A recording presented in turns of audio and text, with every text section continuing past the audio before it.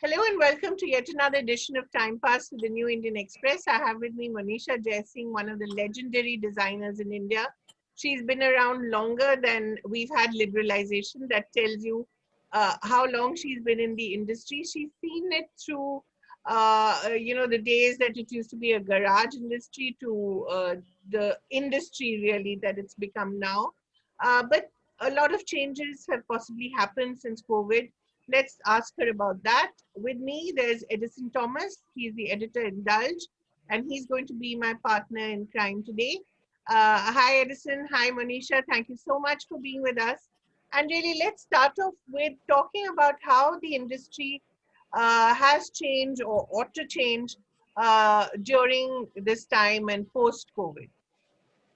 Well, basically, the pandemic has had, great effects on all sectors of the economy worldwide.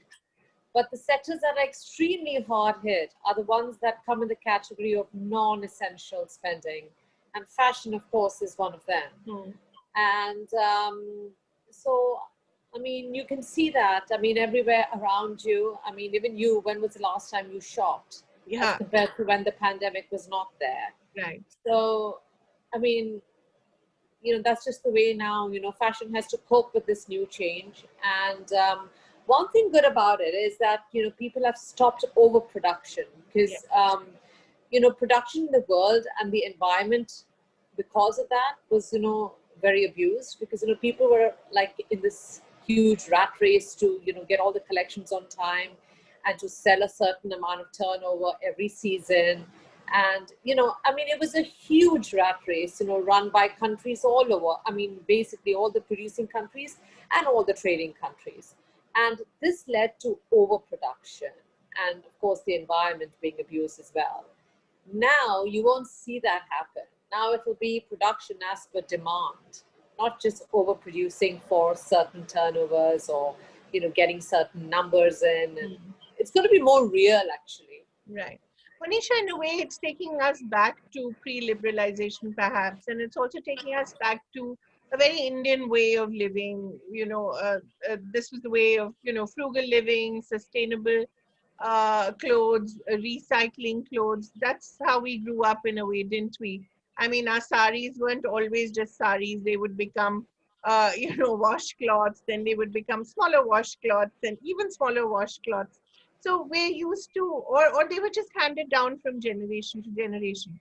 So in a way, India, if you look at it, our textile and our fashion industry could be perhaps best place to make this adversity an opportunity. Do you think we can do that? And if so, how? Well, it's not going to go back there. It's not going to regress so much because, because the youth won't get it. Right. And, but what's going to happen is that, the pattern of buying is going to change. And you won't just buy for the sake of buying. You'll buy if there's an occasion or if you need it for something. And, you'll obviously think, whether you can use it for a long time or whether it's something that's, functional and comfortable. So, all of that will come. It won't go back to what you just said. It won't go back to that because fashion is an escape. Yeah. It's an escape zone. Okay. So, fashion in India is actually, quite nascent as compared to the Western countries. And India has a huge population with a huge number of youth that is, aspirational and, loves to buy things, loves fashion, loves the whole, loves the whole experience, that lifestyle experience. And that won't go. Obviously now it's curbed because of the economic strains and of course, the other strains of, of the disease, that's still around. But what's going to happen is that the shopper is going to be now more smart and is going to definitely want value for money, is going to look at longevity of the product they're going to buy. And there's not going to be any careless buying and impromptu buying it's going to be kind of reduced. It's going to be like thought of before you actually, you know, swipe your card. So what happens to fast fashion? The whole idea of the H&Ms and the whole idea of Zara's, it's all about 3 months and then onto the new collection, 3 months and onto the new collection. And that's how young people in India, to a large part in the metros, have also they've grown accustomed to that. How does that change? See, high street stores like H&M and Zara will always survive, I feel. I think it's because, they'll just have to, replan their whole production and not overproduce, because they were the ones that were really overproducing. Absolutely. And so they'll continue with the churn out of new collections every 3 months, because fashion is something that you get bored of it in some time. And it's actually something new that comes into your life, because you can't always change your home. You can't keep changing the paint on your walls. And you can't change your furniture. But yes, you can wake up in the morning, look into the wardrobe and say, yes, I want to, look romantic one day and wear florals. Or tomorrow I want to look, grungy and wear my, faded denim ripped jeans. So that can happen, and that can give you a sense of new every single day. When you wear a color every day, you feel a sense of new. So that is possible. So fashion is something, as I said, it's an escape world. It gives you something new. It gives you a promise daily, which nothing else can give you, because your workplace is still constant. The road to your workplace is still constant. So fashion is a bit of a vacation, but you can enjoy every day. But also now work becoming increasingly work from home. Even after the pandemic, we do see that a lot of work from home will become permanent. Yes. How does that change things? Well, yeah, work from home, of course. Work from home, it changes a bit, because in the sense that, obviously, you're going to focus more on the top part if you're going to do Zoom meetings like you and me are doing. You don't even know what I'm wearing below. I could be wearing a pair of pajamas. I could be wearing a pair of pajamas. Yeah. How do you know? Actually, right now I'm sitting with my legs folded, So, but you don't know. Like, in front of you is this Monisha Jaising who's sitting there with her striped shirt, but you don't know what I have on inside. Below. So it's that part of dressing, which is the upper torso, which is going to be very important. Yeah, it's going to be color. Yeah, it's going to be color, because what you're wearing now, which is that bright color in checks. It's looking very attractive to me. Again, I don't know what you're wearing below, but what you have on the top of is very attractive. Exactly. So it's got to do with that. Right. But at the same time, people are out there also. Yeah. If you look at the roads, it really isn't about Zoom meetings anymore as it was 2 months ago, I would say yes. But now people are out. They're fed up. People are going out for walks. People are actually, meeting people in small gatherings. Weddings are happening, maybe small, intimate, but they are happening. Right. So, so I think, yes, of course, Zoom meeting dressing, which concentrates on the upper body. Yeah. And more leisure wear, is that going to be a big thing? Leisure wear, athleisure, whatever you call it, has been very big for a long time. Right. And it's been picked up by everybody. It's it's been worn by Hollywood stars, Bollywood stars, your airport looks, your Zoom meeting looks. So all these looks, and what's nice about athleisure and is that there's a sense of luxury in it. Yeah. Yet it's comfortable and it's functional. So that's what athleisure is all about. Which is a lot like your work, Monisha. Your resort wear is really all about celebrating both the non-formal aspect of our lives, and yet giving it a gloss of luxury that makes it feel really chic. Yes. And that's something that you've been doing long before athleisure was invented. The term athleisure was invented. So talk a little about this whole, how your own design philosophy has evolved.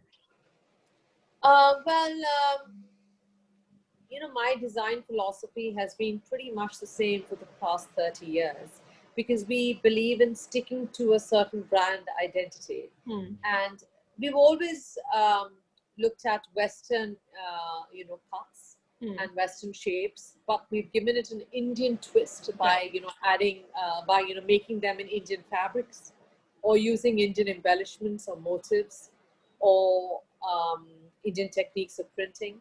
So, I mean, I could be making a very, very red carpet gown that anybody can wear for an event, maybe at the Met Gala or Cannes, but I would use, the luxurious silk from India.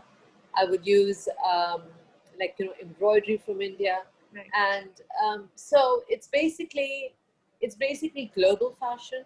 It's fashion that it's fashion that appeals to to everyone from every part of the world, but at the same time it has India in its Right. India is the core, because there's something about India in every garment that I make. Right. And during the pandemic, has it become more so, or has there been any change?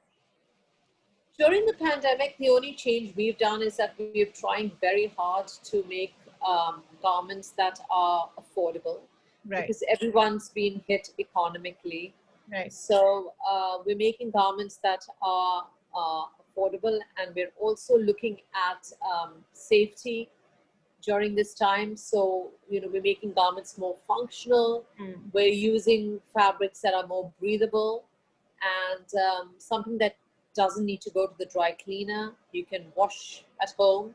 Right. And so wash and care is being looked at, because, obviously with the pandemic still there until the vaccination, we don't know when, but it's going to be a long time.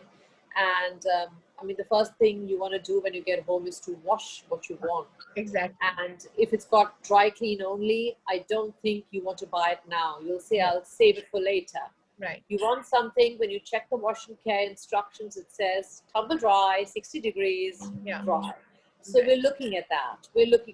So we're making sure that the fabric can be washed at home, that it doesn't lose its color or its richness when you tumble dry it in the machine. Unlike a lot of designer garments that have earlier on been carrying specialist dry clean only. Right. We're also looking at the collection being more affordable, so that people that have been hit by actually everyone, then looks at it and says, yeah, it's worthwhile buying. And comfort, of course. Yeah. So we're looking at a lot of athleisure and functionality. Each and every garment has pockets in it, or hidden pockets, or Thank hidden God pockets, for that. so that you can keep your sanitizer, your pocket size 250 ml sanitizer, and your mask, And your and phone. And your phone, yes, of course, and your phone. But the mask and pocket and the sanitizer, too, which are accessories now as important as the phone is. Right. And, you want to step in a bit, and then I want to. Monisha, I'm very curious to know. India as a country, we've had so many fashion weeks, and with this pandemic, it's all going to be affected. Is that going to change the way we move forward in fashion? Well, fashion weeks all over the world. I think all the fashion capitals, London, Milan, Paris, New York, have all announced that they're going to go ahead with the fashion weeks, and they are. But it's all going to be in the digital space. London was the first to announce this.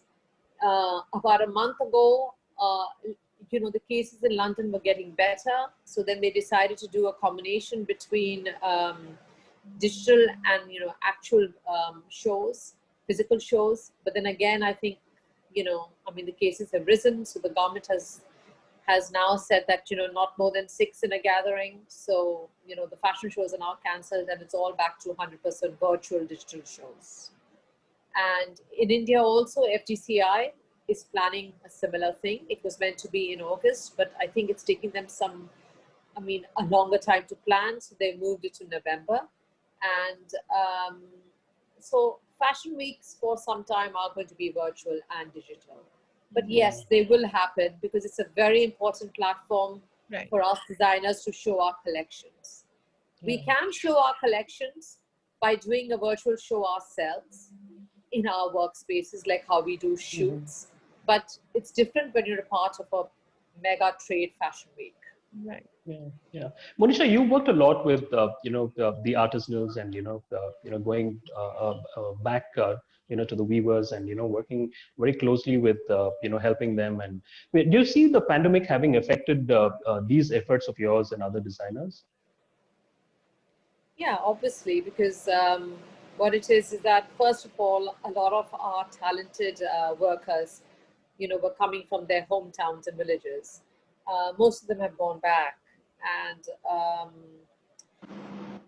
basically a lot of the embroidery karigars come from areas like Agra, UP, and North India. A lot of them come from villages in North India, and most of them have gone back because I think they're so scared that they want to be with their families. Right. We do have a workforce here in Bombay, and but it's only 50% of the capacity that I was. I actually want everyone to come back, and we want to start full on again. But I think that it's going to take them time to leave their homes and come back because they're still fearing what's going to happen, when they come here, like if they get sick. So we're just waiting for this, for the bad period to subside, and then I'm sure everything will be back together again. Right now we have limited production because we have 50% capacity in our factories, purely because of the reasons I told you. Okay. And also, of course, because we don't want to overproduce. Right. And so it's both together. Okay. So the capacity of the factory is working at 50% as compared to pre-pandemic. And I mean, I'm sure as things improve and as people get confident and start moving more out and getting more aggressive in their buying, everything will be back to normal. But I really don't want it to be the abnormal, which was just before the pandemic, where there was so much overproduction in the world that it was just crazy. Monisha, I just wanted to ask you, what was it like to see this kind of migration that happened? Some of your weavers, perhaps some of your karigars may have been among them, to see them going back home because they felt abandoned or they felt helpless. And do you feel that it wasn't just a question of equity, it was also a question of dignity, that's one word we heard again and again from the migrant laborers, that, our dignity has been hurt. We feel abandoned by the state, by our institutions. How do you respond to that? Did you see that happening in front of you? Well, what I faced was like most of the workers that I had that were migratory wanted to leave not for any other reason, only because they wanted to be close to their families. Right. And I have been actually telling them to come back for a very long time. Right. And some of them have come back, so we've started work at 50% of the capacity, as I said.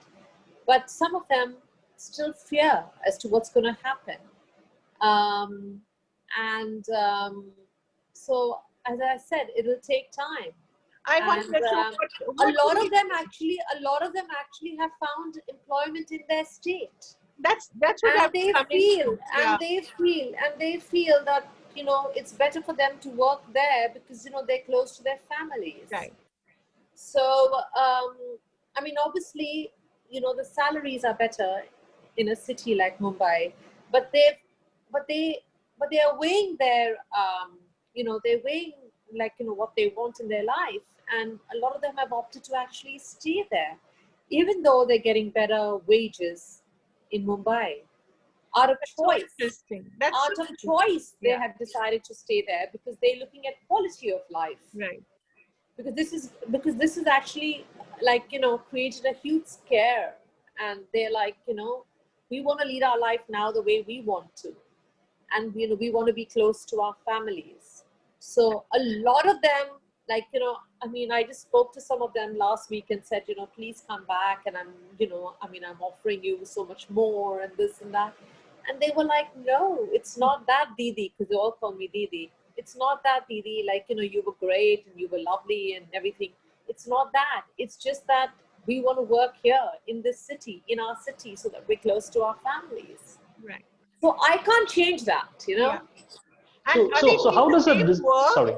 Are they doing the same work, Monisha? Or are they doing same work? But they've been employed.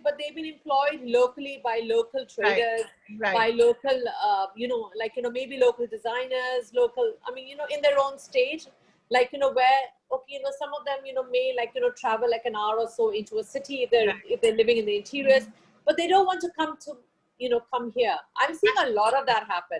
With my, with my cardigans, the one that do Zari and Zardozi. Right.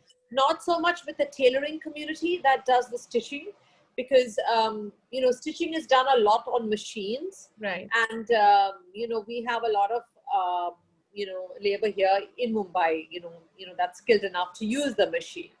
But, the Ari embroidery and the Zardozi embroidery, which is so typical of India, which is hand embroidery, those are the karigars I'm talking about.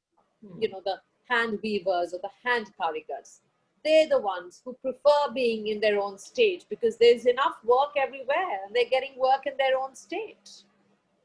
Fascinating. Edison, you were saying something. Yeah. While, I think that's a good thing that, the community, has work in their own state. But is there some way that, we should be able to maybe adapt to probably still use their skill sets? Is there a new normal that is evolving? Yes. So, that's what I'm doing. A couple of them have started their own little businesses, small businesses in their hometowns. And fantastic. I'm giving them, and I've started giving them job work. Right. Oh, that's and, great. Yeah. And, we have great, courier companies that deliver within a day. And I've started that. So while my own capacity of in the factory is only 50%, the production we are increasing by giving job work to our ex-workers who have now migrated to their villages and have started their own businesses. So that's really quite wonderful, the way things are changing even as we speak. Right. Do you see a lot of crafts that were perhaps on the verge of dying out, which could be resuscitated using this model? Yes, of course. Of course. I think if we support the karigar and tell him, and tell him that we'll give him a certain amount of business every year, I think he'll be very comfortable to start his own small little factory, like a cottage industry, wherever he is. And, it'll be very good for him, because he'll be in his hometown and he'll actually be, freelancing for you and for so many other people. Right. And then he will grow. Yeah. Monisha, I wanted to talk a little about standardization as well, because I think that's one of the banes of Indian fashion. And as we grow more and more online, I think we need to have more standardization in place. So are we now at a position where our standardization systems are, equipped to deal with the kind of online demand that is possibly only going to rise now?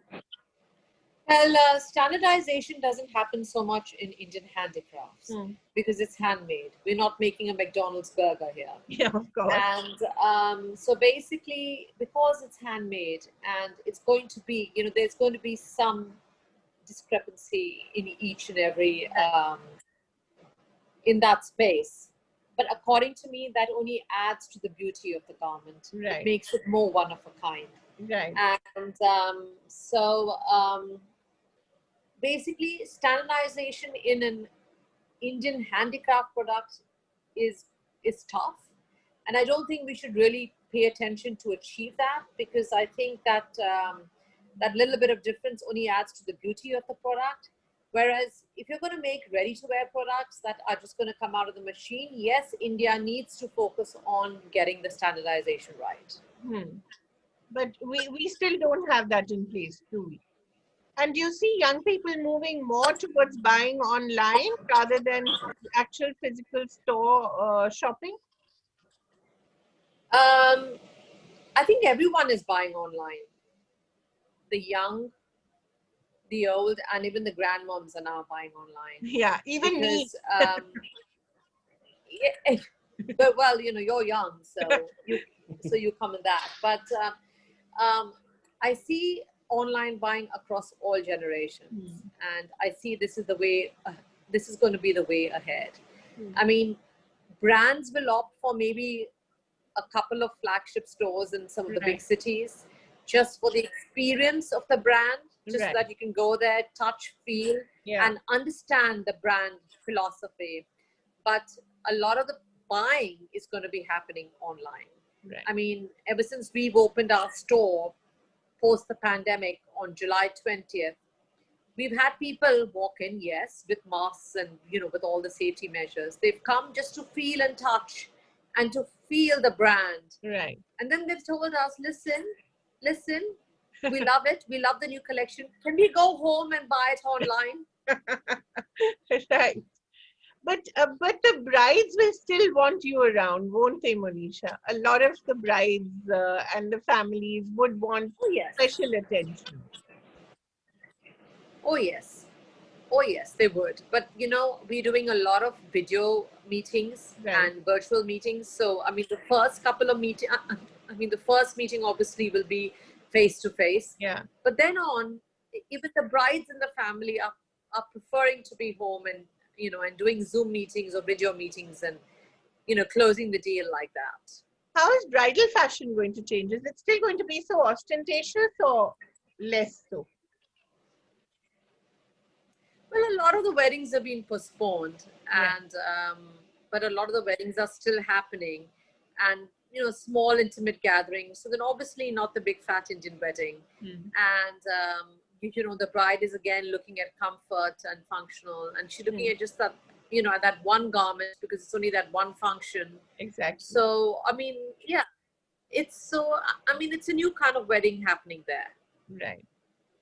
I wonder how it will be. It won't be the same kind of wedding that we've had so far. It will be fewer people, maybe fewer functions, and just intimate gatherings, fewer people. Yeah. So, the way I see weddings, in the recent past that I've seen, they're more of a visual experience. Everybody's out there for that picture, that one picture that they need to get, and things like that. So does that change things for a designer? I mean, is that more effort to get that whole look? Yeah, I'll tell you. We have. There was a wedding we designed for now recently, which was a small time wedding. I mean, a small gathering. Sorry, not small time. I mean, it was a small gathering, very intimate gathering. What I saw is that a lot of the attendees at that wedding wanted to make a statement, just because just because they've not been out for so long. Yes. So that just purely because of that. Right. Like normally in your day-to-day life, you're like, oh, I've got so many invites. I'm so fed up. I don't want to get my hair done. I just want to wear my jeans and something and go and attend the wedding and finish. Now it's the complete opposite. My God, I've been sitting in those dirty track pants for months and I'm called for this wedding. I'm going to go all out. Right. So we had a lot of attendees come for this one particular wedding and said, listen, there are only 12 people at the wedding, but we've not been out for the longest of time. So we want to look our very best. Right. So a lot of them want to go back looking their very best because they've just been sitting in their lounge clothes. So, and was it a particular look or was it just, was it Indian? Was it Western? No, it was like a fusion, and but they just wanted to look their best and they wanted to go all out. I mean, the pandemic wasn't stopping them from, they wanted to be bolder. Dressing up, yeah. Yeah. It's only because, it's that comeback, Do you think the luxury industry as a whole globally will take a hit? Well, it has taken the hit. The handbags, the cars, I mean. It has taken the hit. How much Of of that course it can you buy anymore? No, of course, it has taken a hit. I mean, I've heard that Chanel has stopped production of their handbags. Right. So, of course, it's taken a hit because I mean, all the production places have, have suffered, and a lot of the accessories were coming from China. Yes. And so everyone's taken a hit. Luxury, high street, everyone's taken a hit at some level. Is there a point where Indian luxury textiles can make use of this adversity? Make use of this? Adversity and sort of increase their demand globally. Is this a moment where Indian textiles, Indian luxury fashion can make more of a mark globally? Maybe the price may be a little higher, but the kind of quality that the world will get will be so different. No, I don't think so. No? I think that people are not really looking at spending a lot. And I feel that like when they get, they will look at buying essentials or for an event. So if, of course, they need to go to an Indian event that requires them to wear an Indian textile, yes, they'll go for that. But if they want to, if they have to attend like anything else, which, it's going to be like the need of the hour. Right. So it's not going to be just buying for the sake of collecting Indian textiles, or for the sake of collecting Hermes bags, or for the sake of collecting shoes. It's going to be buying for a purpose.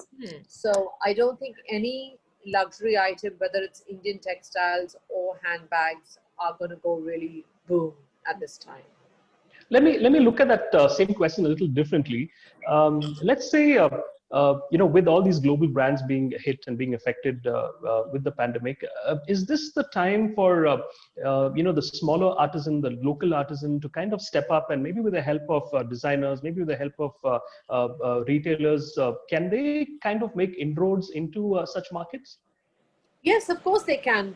Globally, all designers, come to India for embroidery. And I think there's going to be even more people looking at India now.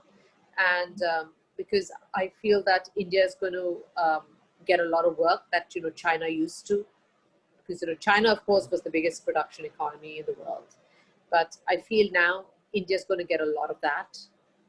A lot of people are going to be more comfortable to produce out of India than they are going to be from China.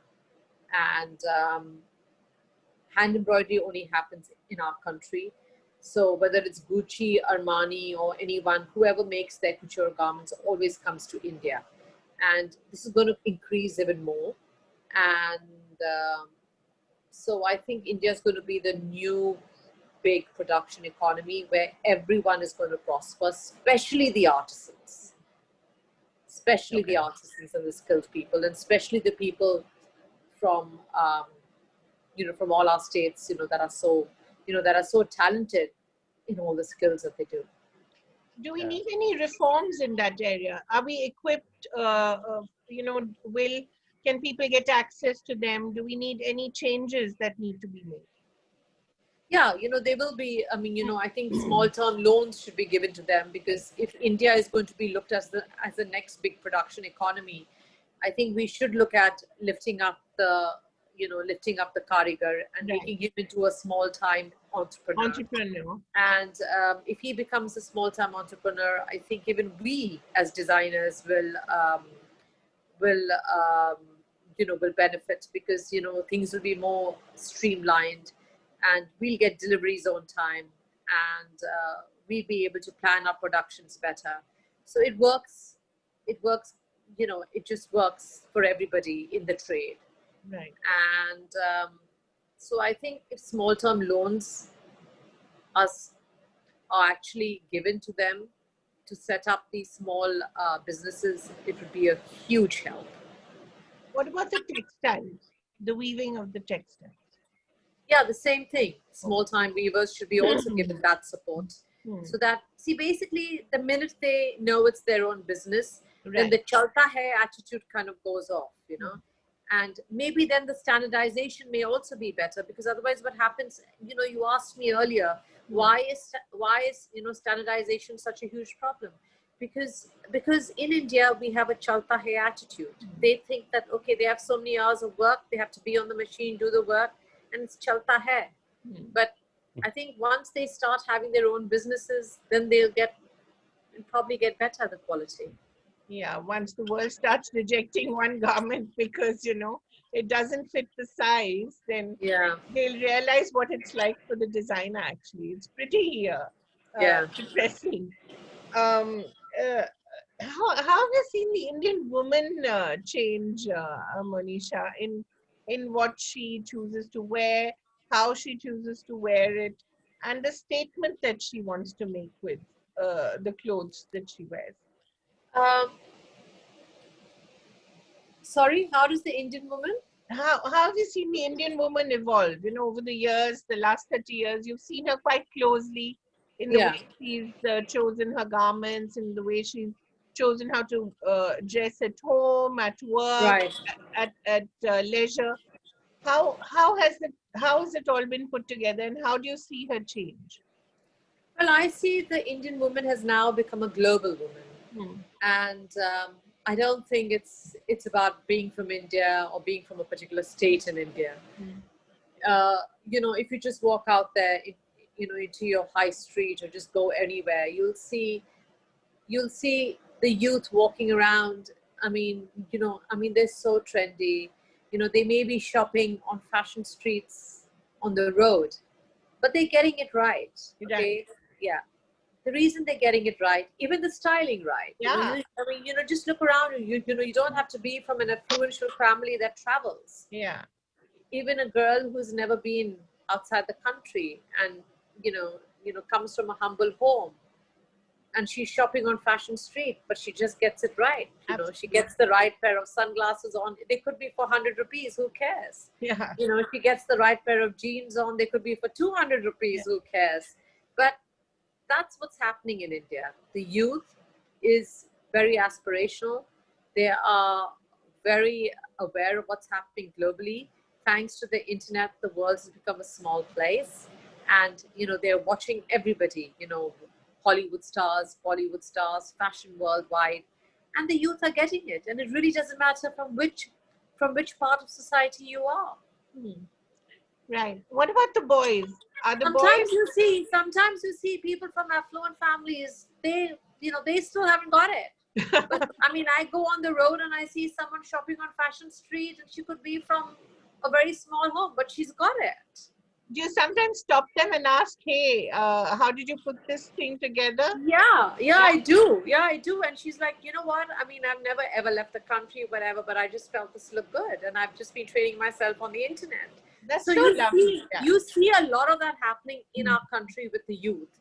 And that's why I feel India is going to be huge on fashion. Not only are we going to churn the maximum number of fashion designers, we're going to be the production capital of the world. Right. No more China.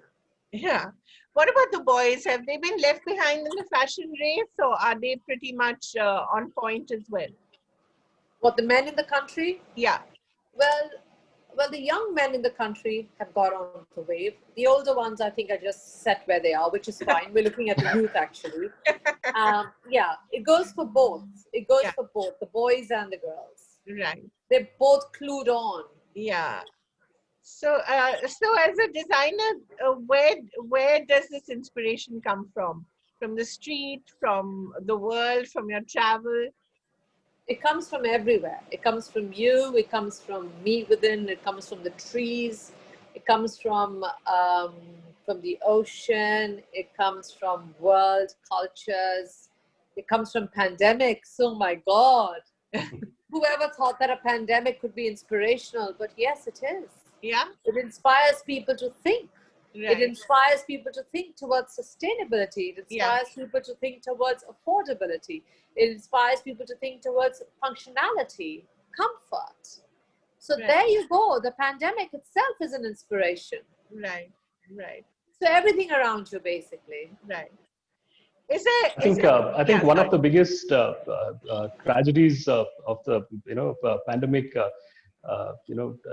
tragic for fashion is what you mentioned earlier, Monisha. Is that I see a lot of Charlie Sheens, from 2.5 Men around. People wearing Yes. formal and semi-formal shirts and boxers below. Yes. I hope you as a designer have some cure for this. Yes, yes, yes. You do see a lot of that. You do. Yeah. I have a personal question. I mean, you have created some of the most glamorous outfits for some of the most glamorous people in the world. Yet, you are very minimalistic in in your outfits. So, what is the philosophy behind this? Well, I'm minimalistic because I'm working in the factory all the time. And I consider myself the labor class. And we're seamstresses and we make. So we just wear our work clothes on. And it's people like you and the stars that we dress. And so that's why the simplicity, so that it's just comfort and in the work environment. Yeah. I'm a pretty hands-on person. I'm a pretty hands-on person. I mean, like I like doing my own sketches, and when I'm on the workshop floor, I like checking measurements. I like draping myself sometimes. It just keeps the adrenaline going and my creative juices going. So, I mean, I'm a pretty hands-on factory person as well. Great. I'm a seamstress first, then a designer. I love that. Yeah, Edison, any last question? Yeah, that's about it. And I wanted Monisha to give us a cure for the virus. Yeah, that's it. But Monisha, once everything is opened up, all the stores are back, the parties are back, hopefully, who knows, is there one thing that you'd like to see changed in fashion, in the way Indian men and women dress? Just that one thing. All right. I think this pandemic is going to make everybody more sensible. The dressing is going to be more sensible, as I said. It's not going to be just buying for the sake of buying. And the one thing that I would like the Indian man and woman to learn from this experience is that please have your own style. Yeah. Do not be fed by what the designer tells you completely, because he or she is only trying to sell you the product. Have your own style, know what suits you, and to basically just have a sense of your own style. Right. And be comfortable in that. Exactly. Don't try and ape someone else. If this is you and you feel something is not going to look right, don't buy it. Right. So basically, don't be a slave to fashion. Exactly. Be your own star. Exactly. Be your own star. Yeah. Is there one star you really like dressing, Monisha? I know it's a tough question because a lot of people will get offended if you don't name them. But is there one person or star whom you really enjoy dressing? Well, I like dressing everybody. Yeah. Stars, people like you, people like me, and I just like dressing everybody. I want to dress the world. Yeah. So, I mean, there's no particular star. Yeah. For me, actually, all the Bollywood stars we have are stunning. Yeah. And, there's so many young people coming into Bollywood again with, great bodies and, a great sense of style and wanting to experiment, that it's just nice. Just this new wave in Bollywood. It's nice that everyone wants to experiment, wants to look their best. Right. That itself is inspirational. So it really doesn't matter who the star is. Right. Great. It's been such a pleasure talking to you, Monisha. All the very best. Great pleasure. Thank you so the pleasure is entirely mine. And thank you, Edison. Thank you very much. All the best. post-pandemic. Thank you. Same to you. Bye. Thanks. Thank you. Bye. Bye. Bye. Bye. Bye. Thank you.